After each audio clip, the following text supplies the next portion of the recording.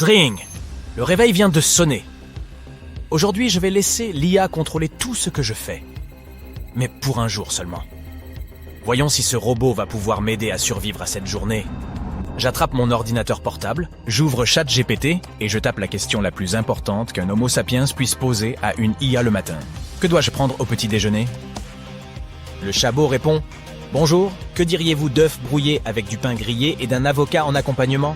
Ou si vous avez envie de quelque chose de sucré, vous pouvez préparer des crêpes ou des gaufres avec des fruits frais et du sirop. Une autre option serait un burrito avec des œufs brouillés, du fromage et de la viande ou des légumes. Au choix, j'espère que je vous ai aidé. Tiens, ce robot a l'air plutôt sympa et le menu qu'il me propose est plutôt bon. Mais je me sers mon café comme d'habitude et j'ignore les conseils du chabot. Qui au juste a le temps de cuisiner tous ces délices de bon matin? Je me suis brossé les dents, j'ai pris une douche et maintenant je dois choisir quelque chose à me mettre. Chatbot, j'ai besoin de ton aide. Que vais-je porter aujourd'hui? Ça dépend de vos projets pour la journée et du temps qu'il fait. S'il fait chaud, il est préférable de porter quelque chose de léger et d'aéré, un short et un t-shirt par exemple. S'il fait plus frais, vous pouvez opter pour un jean et un pull. Si vous avez prévu des événements ou des activités spécifiques, vous devez vous habiller en conséquence. Mais l'important, c'est de porter des vêtements qui vous font vous sentir bien. Oui, c'est logique, mais ce n'est pas très instructif. Bien, aujourd'hui, comme il fait beau, je n'ai pas très envie de travailler. Peut-être que je devrais ne rien faire du tout. Qu'en pensez-vous, monsieur GPT? En tant que modèle linguistique d'intelligence artificielle, je n'ai pas accès à vos horaires de travail ni à vos responsabilités. Il est préférable de vérifier auprès de votre employeur si vous devez vous rendre au travail aujourd'hui. Oh là là, quelle barbe! Vous savez quoi? Ce chabot est exactement comme ma mère. Elle dit toujours la même chose, sauf qu'elle est bien humaine, elle. Peut-être pouvez-vous au moins me donner une excuse pour mon patron, cher chatbot. Je suis désolé, mais en tant que modèle linguistique d'intelligence artificielle, je ne peux pas inventer un mensonge pour vous. Vous devez être honnête avec votre employeur et lui communiquer tout changement dans vos disponibilités ou votre emploi du temps. Si vous devez prendre un jour de congé, il est préférable d'être franc et de fournir une raison valable pour votre absence. Ce chabot est vraiment comme ces premiers de la classe insupportable à l'école. Enfin, GPT est une invention super cool si l'on a une question concrète, mais pour le reste, il peut vous donner une bonne recette, vous aider à faire vos devoirs ou même un projet professionnel. La technologie évolue à un rythme effréné. Chaque jour, nous nous éloignons un peu plus du monde des pierres à feu pour nous rapprocher de celui des Jetsons. Nous n'avons pas encore de voitures volantes, mais ce dessin animé a prédit de nombreuses découvertes. Des aspirateurs robots jusqu'aux imprimantes 3D. Les Jetsons ont également abordé le sujet du rôle que jouerait l'IA dans notre vie quotidienne. Par exemple, dans un épisode, l'un des personnages perd son emploi au profit d'un robot. Avec l'essor de l'intelligence artificielle, c'est un scénario de plus en plus probable, n'est-ce pas? Pourtant, tu seras peut-être soulagé d'apprendre que certains emplois seront probablement toujours à l'abri. Voyons donc quelles sont ces professions. Mais avant de commencer, sache que tu voudras peut-être changer de boulot d'ici la fin de cette vidéo. La première profession de notre liste est celle des services sociaux. Tout au long de leur carrière, les assistants sociaux sont confrontés à des situations complexes, telles que l'aide aux enfants ou aux familles en proie à des conflits familiaux. Pour traiter des questions aussi délicates, ils doivent tenir compte de nombreux éléments, tels que les relations au sein de la famille, ainsi que les contextes culturels qui leur sont propres. Ils doivent également élaborer des plans personnalisés pour répondre aux besoins de chacun. Cela exige une forme d'esprit critique et une bonne capacité d'adaptation. Si l'IA peut les aider à recueillir des informations et à prendre certaines décisions, son algorithme ne pourra jamais comprendre que les questions en jeu ne sont jamais entièrement noires ou blanches. En outre, les travailleurs sociaux doivent faire face à des dilemmes éthiques et porter parfois des jugements moraux. Toutefois, l'IA étant programmée selon des règles prédéterminées, elle ne peut pas reproduire les capacités de prise de décision complexes d'une personne. Enfin, les bénéficiaires des aides sociales préfèrent souvent avoir affaire à quelqu'un de réconfortant et d'empathique par nature. Or, aucun chabot ne peut offrir le même lien émotionnel qu'un être humain. À l'instar des services sociaux, la psychologie est un autre domaine qui ne sera probablement pas remplacé par l'IA. Les émotions humaines sont complexes, personnelles et liées à des situations particulières. Prenons l'exemple du bonheur. Une personne peut être heureuse et enthousiaste à l'idée de prendre l'avion et de voyager, tandis qu'une autre peut être terrifiée par le voyage qui l'attend. Il n'y a donc jamais de réponse catégorique quant au ressenti d'un individu. Pourtant, malgré ces facteurs subjectifs, les psychologues aident chaque personne qui en ressent le besoin à mieux comprendre ses pensées et ses comportements propres. Ils jouent un rôle clé en facilitant l'épanouissement personnel, voire la guérison de gens en souffrance. L'IA peut fournir des données sur les problèmes auxquels un patient est confronté, mais elle ne peut pas rivaliser avec la compréhension profonde des émotions, des pensées et des actions humaines que les psychologues apportent à leur pratique. En outre, les psychologues doivent offrir à leurs patients un environnement sûr et dénué de jugement, afin d'établir un climat de confiance. Cela leur permettra de partager leurs pensées, leurs ressentis et leurs expériences plus confortablement. Cependant, un système d'IA ne pourra pas reproduire le même niveau d'empathie, de compassion et de sincérité. Qui voudrait faire part de ses peurs les plus profondes à ChatGPT? Sûrement pas moi. Tout ce qu'on a mentionné jusqu'à présent s'applique également aux services de santé et à la kinésithérapie. La médecine exploite déjà certains outils liés à l'IA pour diagnostiquer les maladies et prescrire des remèdes. Toutefois, ces technologies ne sont pas suffisamment avancées pour remplacer entièrement le personnel soignant. Il y a plusieurs raisons à cela. Tout d'abord, le personnel de santé a besoin d'un niveau élevé de compétences interpersonnelles pour aborder les patients de la bonne manière. L'IA ne parviendra pas à répondre à toutes leurs préoccupations, ni à leur apporter le soutien émotionnel dont ils pourraient avoir besoin. Deuxièmement, le corps humain est complexe. Non, sans blague. Tout diagnostic doit tenir compte d'une série de facteurs, tels que les antécédents médicaux ou le comportement du patient. Cela nécessite un certain niveau d'intuition et d'expérience de la part des professionnels de santé qu'il est difficile de reproduire avec l'IA. Ce n'est pas pour rien que l'on dit que l'enseignement est un noble sacerdoce. De nos jours, de nombreuses personnes se tournent vers l'Internet pour obtenir des informations ou suivent des cours en ligne pour acquérir de nouvelles compétences. Mais cela ne signifie pas que les enseignants seront remplacés par l'IA, car l'enseignement ne consiste pas simplement à transmettre les informations nécessaires aux élèves. Chacun peut avoir des styles d'apprentissage différents. Par exemple, l'un d'entre eux apprendra mieux avec des exemples visuels, tandis qu'un autre saisira mieux l'information en se livrant à la pratique. Les enseignants doivent donc être capables de comprendre les besoins de leurs élèves et d'adapter leur méthode d'enseignement en conséquence. Mais ce n'est pas tout. Combien de fois es-tu tombé et t'es-tu écorché le genou en courant dans la cour de l'école? Et c'est ton enseignant qui a séché tes larmes et t'a aidé à te relever, n'est-ce pas? Et combien de fois as-tu pensé que tu n'arriverais jamais à grimper cette corde en cours d'éducation physique? Tu ne croyais probablement pas en toi, mais ton prof, lui, oui. Le corps enseignant apporte donc un soutien émotionnel, des encouragements et de l'inspiration aux enfants. Il crée également un environnement d'apprentissage sûr et encourageant. Aucune IA ne peut fournir cela, du moins pour le moment. Allez, admets-le, tu as bien un feuilleton judiciaire favori. Ce n'est pas pour rien qu'ils sont si populaires. Et c'est tellement satisfaisant de voir des avocats en costume trouver des failles dans le système, crier « objection » et plaidoyer à grand renfort de gesticulation. Bien que l'IA ait déjà été utilisée pour quelques tâches d'assistance juridique, tu seras peut-être soulagé d'apprendre qu'elle ne remplacera pas les magistrats de sitôt.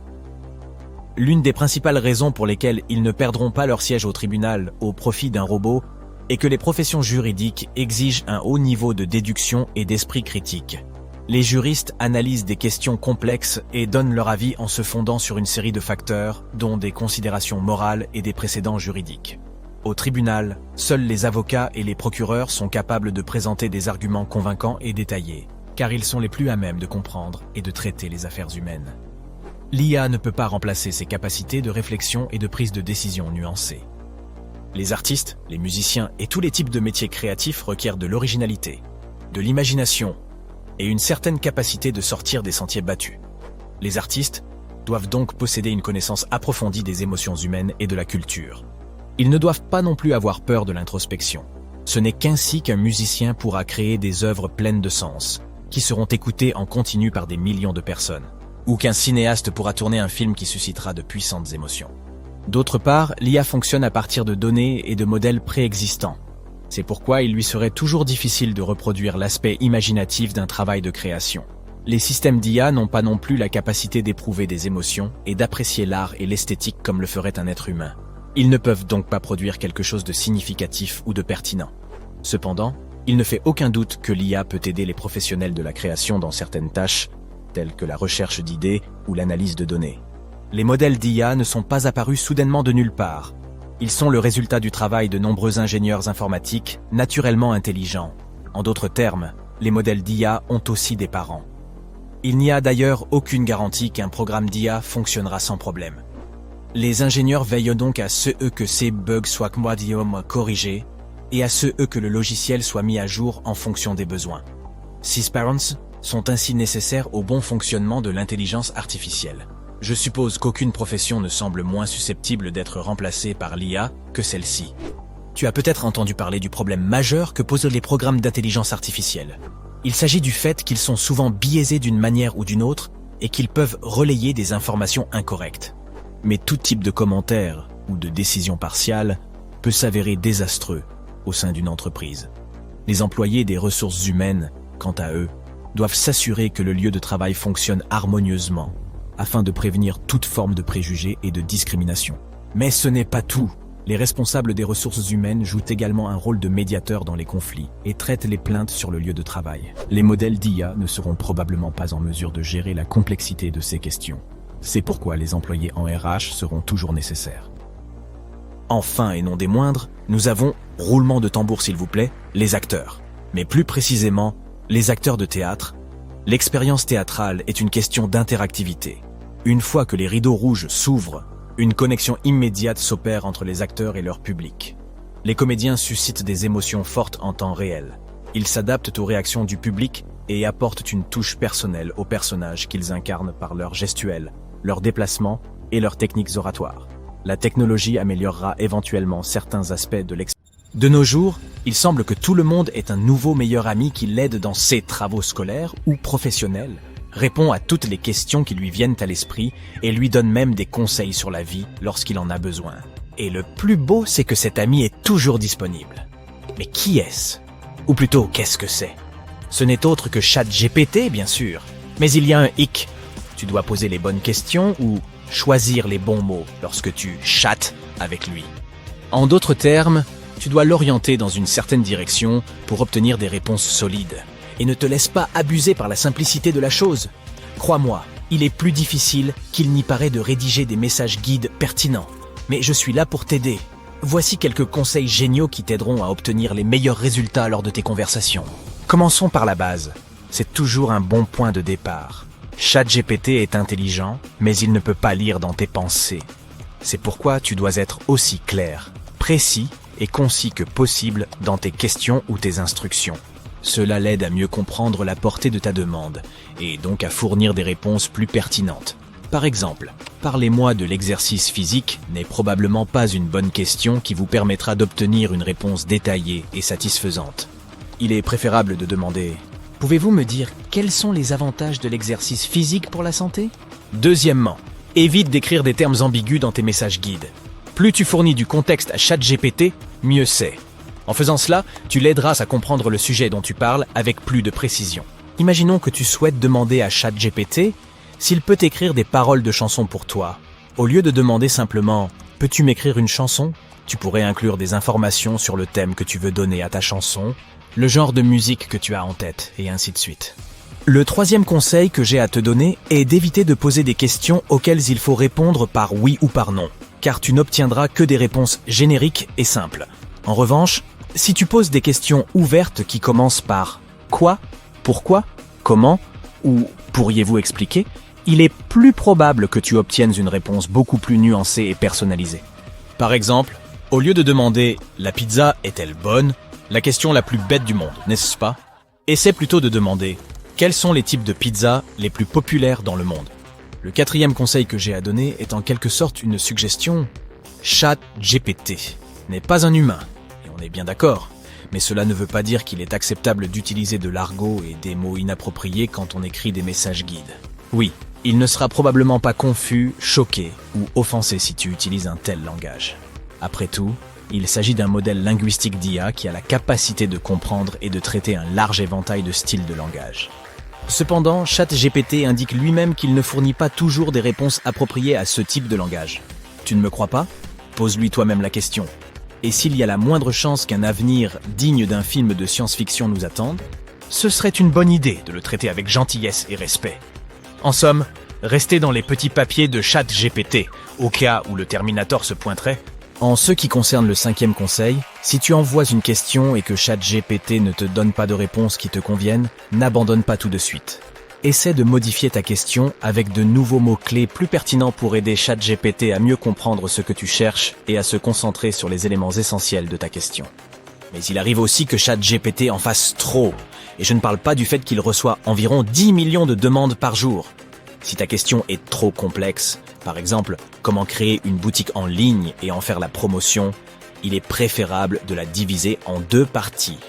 Si tu demandes quelque chose comme « Quelles sont les étapes à suivre pour créer une boutique en ligne ?», suivi de « Quelles sont les stratégies publicitaires efficaces pour une boutique en ligne ?», ChatGPT pourra vous donner une réponse plus détaillée. En outre, il est possible de poser des questions de suivi à ChatGPT afin de clarifier une réponse ou même de la développer. Par exemple, si ta question initiale est quelque chose comme « Quels sont les avantages de l'utilisation des outils d'IA ?», tu peux toujours la développer avec une autre question comme « Pouvez-vous donner des exemples spécifiques sur comment les outils d'IA peuvent être utilisés dans le copywriting ?» Ce n'est pas pour rien que le modèle ChatGPT est appelé intelligence artificielle. Il est en constante évolution et peut apprendre à mieux répondre à tes questions en fonction des instructions que tu lui donnes. Mon 7e conseil est donc de lui donner du feedback. Laisse-le apprendre à te connaître et à savoir ce que tu attends de la discussion que tu as avec lui. Si tu penses que la réponse que tu obtiens n'est pas celle que tu attendais, fais-le savoir au modèle pour qu'il comprenne ce qui n'a pas fonctionné et qu'il génère une nouvelle réponse améliorée. Par exemple, disons que tu as demandé à ChatGPT de créer un message sur les médias sociaux à propos d'un produit que tu vends et tu penses que la réponse que tu as reçue manque d'un ton sincère. Tu peux le dire clairement à ChatGPT pour qu'il puisse régénérer le texte pour toi. Mais n'oublie pas d'être toujours aimable. Recevoir une critique sévère n'est facile pour personne. Promets-lui peut-être de lui envoyer du chocolat. Mon 8e conseil est de ne pas avoir peur d'expérimenter. Tu ne peux littéralement pas te tromper. Ce n'est pas comme si tu ne pouvais poser qu'un nombre limité de questions à ChatGPT. Donc, si tu te sens bloqué ou ennuyé, laisse ChatGPT t'inspirer. Essaie de lui demander de générer plusieurs types de contenus, tels que des histoires, des poèmes, des blagues ou même des images. Ce que nous appelions autrefois des photos. Même si tu n'obtiens rien d'utile de ton chat expérimental, il sera certainement amusant de voir ce que le modèle produira. Voici quelques exemples de suggestions amusantes à essayer. Écrivez une fanfiction sur la saga Hunger Games en incluant un sorcier de Poudlard parmi les tribus. Imaginez que vous êtes un rappeur qui doit chanter un air à l'opéra. Expliquez-moi ce que vous ressentez avant de monter sur scène. Créez un jeu dans lequel le personnage principal est un apprenti sorcier raté qui transforme accidentellement son maître en pomme de terre. Enfin, et surtout, fais des recherches sur ChatGPT. Découvre ce que tu peux obtenir de lui et ce que tu ne peux pas avoir. ChatGPT a certainement ses limites. Le modèle ne peut pas aller au-delà des connaissances et des informations qui ont été introduites dans sa base de données. Il n'est pas non plus capable de comprendre le sarcasme ou l'ironie, ce qui peut parfois conduire à des réponses inexactes ou inappropriées. Il manque d'expérience sur le terrain. Il ne peut pas s'appuyer sur les émotions ou les sentiments pour générer des réponses. Il ne peut utiliser que des données textuelles et ne peut pas traiter les données visuelles ou auditives. Les barrières linguistiques et culturelles s'appliquent toujours puisqu'il peut ne pas être familier avec certains contextes culturels. Mais ces limitations ne changent rien au fait qu'il s'agit d'une merveille technologique. Tant que tu sais écrire des messages efficaces, les choses que tu peux faire avec ChatGPT sont infinies. Voici donc quelques exemples de ce que tu peux faire avec ChatGPT et dont tu n'es peut-être pas encore conscient. Tu peux obtenir tes réponses de ChatGPT sous forme de tableau si tu en fais la demande. Il est même possible de les produire dans un format standard que d'autres programmes tels que Microsoft Excel peuvent comprendre. Il est également possible d'utiliser ChatGPT pour créer des messages guides pour d'autres outils d'intelligence artificielle, tels que DALL-E. Il peut traduire des textes dans d'autres langues et vérifier les fautes de grammaire et de ponctuation pour toi. Enfin, il peut expliquer des concepts scientifiques complexes ou simplifier des textes difficiles à comprendre. ChatGPT peut t'aider à faire de nouvelles recettes, à te préparer pour les dîners en famille, à planifier tes vacances, à créer des playlists, à te donner des programmes d'exercice et à t'aider à vivre ta meilleure vie. Avec l'aide de ChatGPT, tu seras en mesure de créer un nouveau CV plus efficace.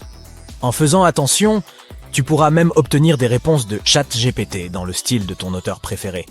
Avant de te précipiter sur le site de ChatGPT pour essayer tout ce que tu viens de découvrir, il faut que tu saches que l'ingénierie de l'incitation est en train de devenir une compétence spécialisée à part entière. Alors, si tu arrives vraiment à t'y faire, qui sait, peut-être seras-tu l'employé numéro 1 que toutes les entreprises voudront embaucher, car même ChatGPT a besoin d'un directeur.